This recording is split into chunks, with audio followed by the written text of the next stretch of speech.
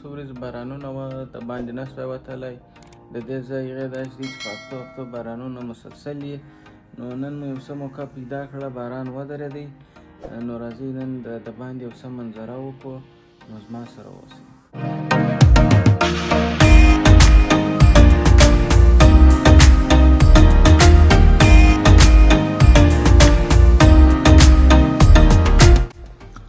خبره داسې ده نن مې یو څه پیسې ماتولې، ما دا کار به مو وکړو ځکه چې دا د دوې درې ورځې مسلسل باران. نو نن یو څه موقع رامیلاو شوه، باید چې د دې موقع څخه استفاده وکړو.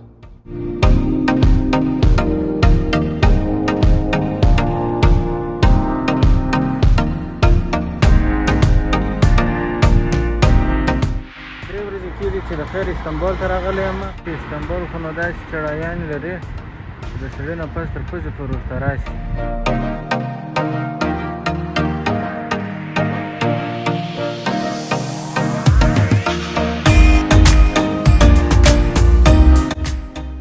د ترکیې حکومت دغه نوی سیستم شروع کړی دی. دا یو کمپیوټرایز کوډ جوړیږي، نو چې هر مغازه یا سټور ته دننه کېږي باید دغه ولرې.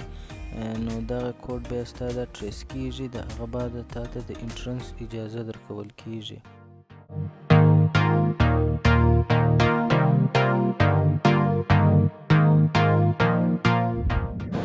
دغه چې د دې ځای سټورونه دي، معنا د کور هر شی پکې پیدا کېږي، که بوټونه که شرټونه که د خوراک سامان هیڅ مشکل نه لري.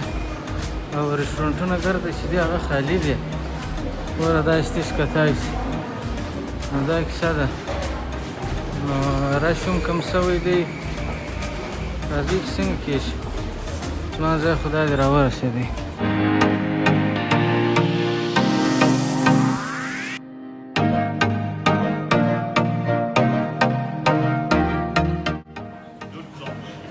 تشکر لرم.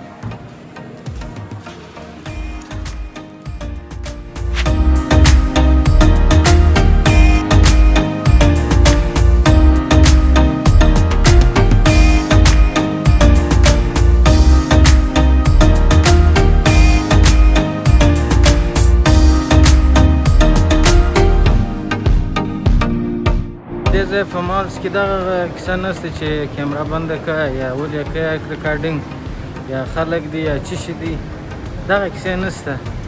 اوس زموږ ستاسو په وطنونو کې دغه کیسې ډېرې دي. معنا چې کم مالز ته ور دننه شې خامخا مشکل جوړېږي چې دا کیمرې بندې کړه یا داسې دي یا هسې دي نه. نو دلته دغه مشکلات نشته، چې هر څه کوې هغه ستا خپل کار دی، مشکل نه لري. معنا هر یو خپل ازادي ته خلاص دی. زموږ په وطن کې یو چا ډرون رانیولې وه نو پورته کړې وه، نو چې عکاسي یې کړې وه په دا سبب باندې پولیس ورغلي دي چې تازه خوراکۍ بیولې و، ښې ټکولې هم و. نو دغه مشکلات ورسته، دلته دغه شیان نشته. دا ګوره په هر مالز کې بس دغه د کوچنیانو سامانو پراته یي، بازۍ دي پکې، امندو پلرونه یې ګرده ولاړ چې هغه بیا سودا کوي. دا ګرده شیان د کرونا وایرس د وجې بند کړي دي، ځکه چې کوچنیان چې دي هغه ژر افیکټ کېږي سره د مشرانو چې د سپین صحابه وي. نو دا ګرده د دوی سامان یې وربند کړي دي، دلته کوچنیان نه پرېږدي.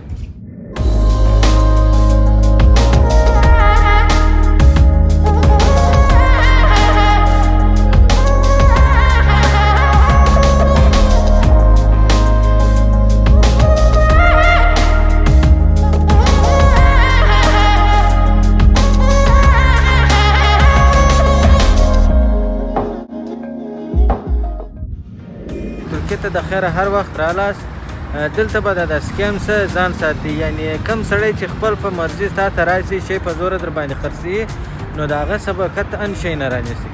هغه معنا په 100% 2 نمبر یې. او بل په ټکسي کې کښېني میټر ته به ګوري چې که میټر چلانده کړی نه و دی حق نه لري چې تاسو پیسې واخلي. دغه شان ته به پام لرئ، ځکه چې بیا د دی چې تا ډیسټینیشن ته ورسي بیا خپل د مرضي پیسې درڅه اخلي.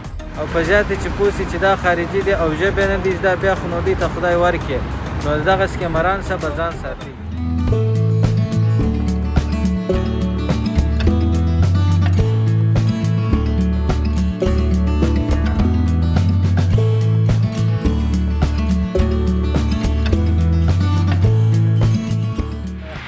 لار چې ده د یوې خوا زور غواړي خو چې بېرته بیا کور ته ځې هغه زموږ وروستي سپورچیان وایي نادرالمې په رقم مازې ورګیل سه زه به مازې دا منظره در ښکاره کړم نو